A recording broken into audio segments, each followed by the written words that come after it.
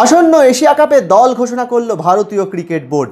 বলা যেতেই পারে যে রোহিত শর্মার যুগ একেবারে শেষ হয়ে গিয়েছে এবং সূর্যকুমার যাদবের নেতৃত্বে বড় কোনো টুর্নামেন্ট খেলতে নামছে ভারতীয় দল। সেই দলে সূর্যকুমার যাদবের নেতৃত্বেই খেলবে ভারতীয় দল এবং আমরা জানি যে ইউনাইটেড আরব ইমারেটস অর্থাৎ সংযুক্ত আরব আমিরশাহিতে হচ্ছে এই বড় টুর্নামেন্ট। অর্থাৎ সেই টুর্নামেন্টে দেখতে পাবো যে সূর্যকুমার যাদবের নেতৃত্বে খেলবে ভারতীয় দল। পাশাপাশি চমকপ্রদ ব্যাপার তো অবশ্যই রয়েছে, যেখানে সূর্যকুমার যাদবকে যেখানে নেতৃত্বের ভার তুলে দেওয়া হয়েছে, পাশাপাশি দেখা গিয়েছে যে বহুদিন থেকে খেলেননি যে শুভমন গিল, তাকে কিনা ডেপুটি করা হয়েছে, অর্থাৎ এই টুর্নামেন্টে সহ অধিনায়ক করা হয়েছে। এবং তার থেকে চমকপ্রদ ব্যাপার হলো যে চলতি বছর যে আইপিএল হয়েছিল সেই আইপিএলে দেখেছিলাম যে সবচেয়ে বেশি রান করেছিলেন সাই সুদর্শন, তাকে নেওয়া হয়নি। পাশাপাশি সবচেয়ে বেশি উইকেট পেয়েছিলেন প্রসিদ্ধা কৃষ্ণা, তাকেও কিন্তু নেওয়া হয়নি। কেন নেওয়া হয়নি তা নিয়ে কিন্তু নির্বাচক প্যানেলের যে প্রধান অজিত আগারকার, তিনি কিন্তু কোনো রকম কারণ ব্যাখ্যা করতে পারেননি যে কি কারণে এই দুই তারকাকে, যারা কিনা আইপিএলে দুর্দান্ত পারফরমেন্স করেছেন, তাদের নেওয়া হয়নি। আমরা আগেই দেখেছি রোহিত শর্মা, বিরাট কোহলি এবং রবীন্দ্র জাদেজা, তারা কিন্তু টি-20 ফরম্যাট থেকে অবসর নিয়েছে। পাশাপাশি দেখা গিয়েছে কয়েকদিন আগে টেস্ট ক্রিকেট থেকেও অবসর নিয়েছে বিরাট কোহলি এবং রোহিত শর্মা। হয়তো জাদেজা হয়তো খেলছে টেস্ট ক্রিকেটে, কিন্তু এবার যে চমকপ্রদ দল দেখতে পেলাম, সেখানে নতুন একেবারে তরতাজা একটা টিম, যেখানে তরুণদের নেওয়া হয়েছে, তরুণদের গুরুত্ব দেওয়া হয়েছে। এবং এই দলে দেখে নেব যে 15 জনের যে স্কোয়াড করেছে ভারতীয় দল, সেই স্কোয়াডে কেমন চমক রয়েছে তা নিয়ে আজকে আলোচনা করব। পাশাপাশি সামনে রয়েছে মহিলাদের ওয়ানডে বিশ্বকাপ, যে বিশ্বকাপের দল নিয়েও কিন্তু কাটাছেড়া আলোচনা, বিশ্লেষণ, সমালোচনা কিন্তু শুরু হয়ে গিয়েছে, যেখানে শেফালি বার্মাকে নেওয়া হয়নি। এবং সেই সঙ্গে প্রথমেই দেখে নেব যে এশিয়া কাপের দল, যেখানে মোহাম্মদ সিরাজ, যিনি কিনা ইংল্যান্ডের এগেনস্টে টেস্ট সিরিজ শেষ ম্যাচে যেভাবে দুর্দান্ত বল করলেন, যে টুর্নামেন্টে আমরা দেখতে পেলাম, যে সিরিজে আমরা দেখতে পেলাম দুর্দান্ত পারফরমেন্স করা সত্ত্বেও মোহাম্মদ সিরাজকে নেওয়া হলো না টি-20 স্কোয়াডে। কারণ হচ্ছে যারা তার প্রতিদ্বন্দ্বী, তারা কিন্তু চমকপ্রদ পারফরমেন্স করছেন। অর্থাৎ ভারতীয় দলের দিকে একটু নজর রাখবো, যেখানে সূর্যকুমার যাদবকে ফের একবার নেতৃত্বের ভার তুলে দেওয়া হলো। এবং অনেকেই বলছিলেন যে ভারতীয় বোর্ড চাইছে যে একটাই অধিনায়ক করা হোক, যে 3 ফরম্যাটেই অধিনায়কত্ব করতে পারবে। কিন্তু পাশাপাশি দেখলাম যে এবারই হয়তো সূর্যকুমার যাদবকে নেতৃত্বের ভার তুলে দেওয়া হলো, কারণ এই টুর্নামেন্টে যদি তিনি ভালো পারফরমেন্স করতে না পারেন, দলকে চ্যাম্পিয়ন না করতে পারেন, সেক্ষেত্রে কিন্তু শুভমন গিলকে নেতৃত্বের ভার তুলে দেওয়া হবে। কারণটা যে অবশ্যই নেতৃত্বের যে সহ অধিনায়কত্বের ভার কিন্তু দেওয়া হয়ে গেল শুভমন গিল, যিনি কিনা অনেক দিন ধরে টি-20 খেলেননি। সূর্যকুমার যাদবের নেতৃত্বে খেলবে, যেখানে সঞ্জু স্যামসনকে ওপেনিংয়ে দেখা যাবে এবং প্রথম উইকেট কিপার হিসেবে তাকে কিন্তু খেলানো হচ্ছে।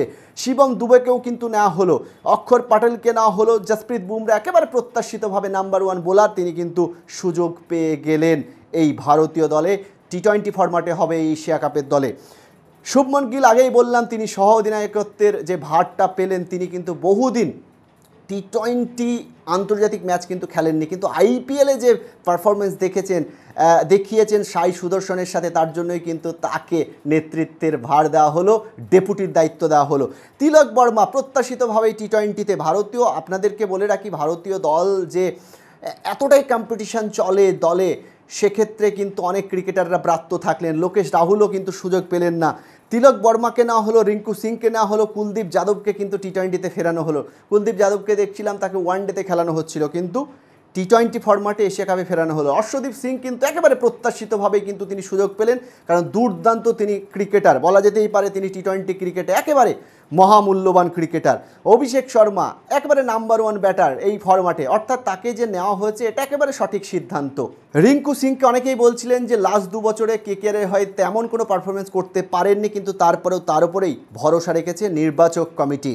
সেখানে রিঙ্কু সিংয়ের পাশাপাশি যেখানে অভিষেক শর্মাকে নেওয়া হয়েছে, হার্দিক পান্ডিয়াকে তো অবশ্যই নেওয়া হয়েছে। হার্দিক পান্ডিয়া অলরাউন্ডার হিসেবে, পেশার অলরাউন্ডারের গুরুত্ব একেবারে অপরিসীম। শিবম দুবেকেও নেওয়া হয়েছে এই পেশার অলরাউন্ডারের জন্য। পাশাপাশি জিতেশ শর্মাকে কিন্তু দ্বিতীয় উইকেট কিপার হিসেবে নেওয়া হয়েছে। আপনাদেরকে বলে রাখি, জিতেশ শর্মাকে দ্বিতীয় উইকেট কিপার হিসেবে নেওয়া হয়েছে। বরুণ চক্রবর্তীকে কিন্তু নেওয়া হয়েছে, একেবারে টি-20 ক্রিকেটে তিনি আদর্শ বোলার বলা যেতেই পারে। হর্ষিত রানার এই জায়গাটা নিয়ে অনেকে বিতর্ক শুরু করেছেন, কারণ হচ্ছে হর্ষিত রানা চলতি আইপিএলে কেকেআরের হয়ে দুর্দান্ত পারফরমেন্স করতে পারেননি। এখানে স্বজন পোষণের অভিযোগ করছেন যে কেন হর্ষিত রানাকে নেওয়া হলো, যেখানে প্রসিদ্ধ কৃষ্ণা দুর্দান্ত সবচেয়ে বেশি উইকেট শিকারী টি-20 ফরম্যাটে। অর্থাৎ আমরা একটা বিতর্কের দানাবাদ্যে শুরু করেছিল এই জন্যই, যেখানে টেস্ট ক্রিকেটের পারফরমেন্স দেখে যেখানে আমরা দেখেছিলাম সাই সুদর্শনকে ইংল্যান্ডের এগেনস্টে টেস্ট সিরিজে নেওয়া হয়েছিল, প্রসিদ্ধ কৃষ্ণাকে নেওয়া হয়েছিল, কিন্তু টেস্ট ক্রিকেটে আর টি-20 এই দুই ফরম্যাট দুটো আলাদা। তা সত্ত্বেও আইপিএলের পারফরমেন্সের বিচারে কেন এশিয়া কাপের দল ঘোষণা করা হলো না তা নিয়ে কিন্তু একেবারে প্রশ্ন উঠতে শুরু করেছে।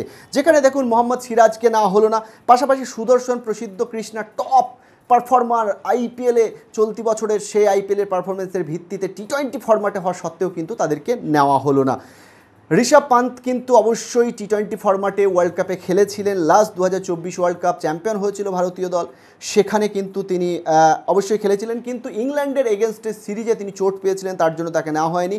জয়সওয়ালের সঙ্গেও কিন্তু কাজটা ঠিক করা হয়নি বলে বিশেষজ্ঞরা মত দিয়েছেন, যেখানে জয়সওয়াল দুর্দান্ত খেলছেন কিন্তু জায়গা কোনোভাবেই দেওয়া যায়নি এই 15 জনের স্কোয়াডে, যেখানে 24 জন ক্রিকেটার রয়েছে ভারতীয় দলে যাদেরকে কিন্তু সুযোগ দেওয়া যেতেই পারত, কিন্তু 15 জনের এই যে স্বল্প একটা পরিসর, সেই জায়গায় 15 জনের সুযোগ দেওয়া ছাড়া আর কোনো উপায় ছিল না। এবার দেখুন অবশ্যই ভারতীয় দলটা আরেকবার বলবো আপনাদের সামনে, যেখানে সূর্যকুমার যাদবের নেতৃত্বে খেলবে, সঞ্জু স্যামসন খেলছে, শিবম দুবে খেলছে, অক্ষর প্যাটেল খেলছে, জসপ্রীত বুমরা খেলছে, শুভমন গিল খেলছে, তিলক বর্মা, রিঙ্কু সিং, কুলদীপ যাদব, অর্শদীপ সিং, অভিষেক শর্মা, হার্দিক পান্ডিয়া, জিতেশ শর্মা, বরুণ চক্রবর্তী, হর্ষিত রানা। অর্থাৎ ভারতীয় দল নিশ্চয়ই বুঝতে পারছেন যে সেপ্টেম্বর মাসে এশিয়া কাপ শুরু হচ্ছে, ইউনাইটেড আরব এমিরেটসে একটা দুর্দান্ত লড়াই, 8 দলের লড়াই হবে, যেখানে ভারত পাকিস্তান একই গ্রুপে রয়েছে, পাশাপাশি বাংলাদেশ তো খেলছেই, পাকিস্তান তো খেলছেই, বড় বড় শ্রীলঙ্কা দল খেলছে, কিন্তু তার সঙ্গেও ইউনাইটেড আরব আমির শাহী এবং হংকং এইরকম কমজোরি টিম বা অপেক্ষাকৃত দুর্বল দল, যারা কিনা টেস্ট প্লেইং নেশন না বা আইসিসির পূর্ণ সদস্যের দল না, তারাও কিন্তু লড়াই করবে। জমজমাট একটা লড়াইয়ের আশায় রয়েছে, কিন্তু তারপরে আরেকটা আলোচনা, কারণ সামনে ভারতের মাটিতে যেখানে সামনে দেখতে পাচ্ছি যে বিশ্বকাপ হচ্ছে ভারতের মাটিতে, ওয়ানডে বিশ্বকাপ মহিলাদের, সেই দল নিয়েও কিন্তু কাঁটাছেঁড়া আলোচনা বিশ্লেষণ শুরু হয়েছে, যেখানে হরমনপ্রীত কৌরের নেতৃত্বে খেলবে মহিলা দল, যেখানে স্মৃতি মন্দনাকে অবশ্যই ভাইস ক্যাপ্টেন করা হয়েছে, প্রতিকা রাওয়ালকে, তারপরে হার্লিন দেওয়াল রয়েছে, দীপ্তি শর্মা রয়েছে, জেমিমা রড্রিগেজ রয়েছে, রেণুকা সিং ঠাকুর রয়েছে, অরুন্ধতী রেড্ডি রয়েছে, রিচা ঘোষ রয়েছে উইকেট কিপার হিসাবে, ক্রান্তি রয়েছে, অমনজোত কৌর রয়েছে, রাধা যাদব রয়েছে, শ্রী চরণী রয়েছে, ইয়াস্তিকা ভাটিয়া রয়েছে, স্নেহা রানা রয়েছে। অর্থাৎ দুর্দান্ত একটা দল করেছে, কিন্তু তার মধ্যেও বিতর্ক দানা বাজছে, কারণ হচ্ছে শেফালি ভার্মাকে না নেওয়া। অর্থাৎ একেবারে দুর্দান্ত একটা লড়াই কিন্তু হবে, কিন্তু তারপরেও বলবো দল নিয়ে কিন্তু অবশ্যই একেবারে সমালোচনার ঝড় বইছে, বিতর্ক উঠছে, কিন্তু অবশ্যই জমে উঠবে একেবারে বিশ্বকাপের আসর, পাশাপাশি এশিয়া কাপ। এইবার যেখানে টি-20 ফরম্যাটে হচ্ছে পুরুষদের যে টুর্নামেন্ট, তারপরে 2026-এ টি-20 ওয়ার্ল্ড কাপ রয়েছে ভারত এবং শ্রীলঙ্কাতে, সেখানে ভারতে কিন্তু খেলতে আসবে না পাকিস্তান দল, শ্রীলঙ্কার মাটিতেই হবে ভারত পাকিস্তান ম্যাচ।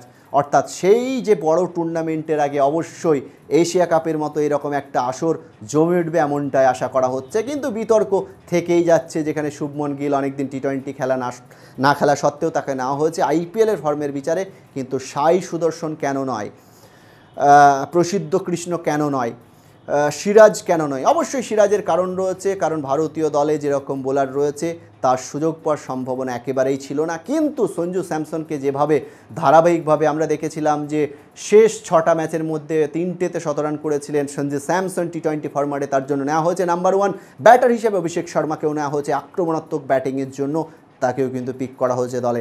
অর্থাৎ ভারতীয় দল খুব একটা খারাপ হয়নি, কিন্তু বিরাট কোহলি, রোহিত শর্মার জমানার পরবর্তী যে অধ্যায় শুরু হতে চলেছে সেটা কিন্তু সূর্যকুমার যাদবের হাত ধরেই এবং এই এশিয়া কাপ টুর্নামেন্টের মাধ্যমে, কিন্তু ভবিষ্যতে সূর্যকুমার যাদবকে নেতৃত্ব থেকে সরানো হতে পারে এমনটাই কিন্তু আশঙ্কা করা হচ্ছে, কারণ ভারতীয় দল ভাবছে যে 3 ফরম্যাটেই একটাই অধিনায়ক করা হবে, সেক্ষেত্রে শুভমন গিলকেই যে ভবিষ্যতে সব ফরম্যাটের অধিনায়ক করার স্বপ্ন দেখছে ভারতীয় বোর্ড, সেটা কিন্তু এক প্রকার নিশ্চিত, কারণ শুভমন গিল শেষ ইংল্যান্ড টেস্ট সিরিজে সেখানে ড্র করেছে, ঐতিহাসিক সিরিজ ড্র করেছে, তার জন্যই তাকে কিন্তু ফের একবার টি-20-তে ফেরানো হলো। ভারতীয় দল চ্যাম্পিয়ন হবেই এশিয়া কাপে এমনটাই কিন্তু আশা করব, পাশাপাশি মহিলাদের দল বিশ্বকাপও জিতবে এমনটাই কিন্তু আশা করব।